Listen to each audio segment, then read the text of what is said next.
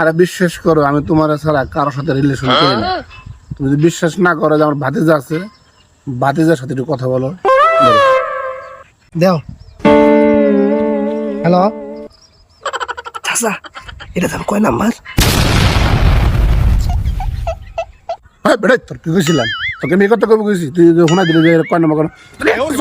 হাজির গুলা জানে বুঝাও তো একটা মায়ের এখন হাজির কেমনটা লাগে জানো? যা আমার সামনে থেকে ঘর, আমার সামনে রাখবি না, যা সবটা জায়গা খেলে কোনটা চাচা নিয়ত করছি 2টা বিয়া করবো, বুঝছো?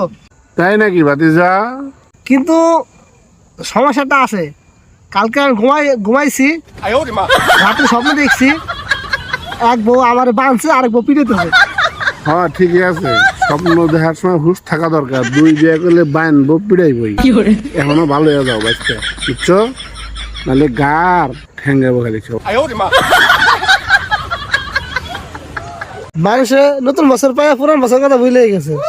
তো ওই রকমই সবাই, নতুন বিয়ে করলে গার্লফ্রেন্ডের কথা ভুলে যায়।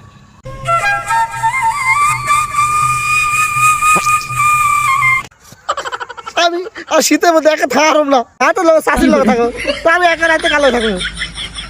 একটা কারণ সাথে মারুম হাজির বলা বেবি করে না চাচার লোক কি করে কথা কয় হুশ নাই।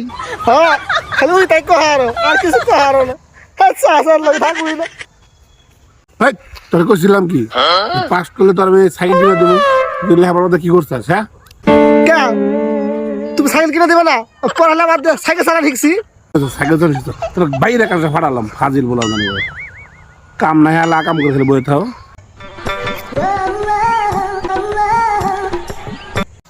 ও চাচা কও তো জিলাপি মর্দানা বাইক গে। ও তুই থাকছ না গেজাল নিয়ে আসলে কষ্ট দেখি। জিলাপি কি মিষ্টি না? তো মিষ্টি। 2 নাম্বার জিলাপি কি পেঁচায় না থাকে না?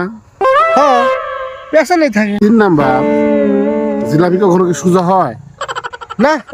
কালি বাতিজা তুই এখন বুঝ গা জিলাপি মাইক গে না মর্দা।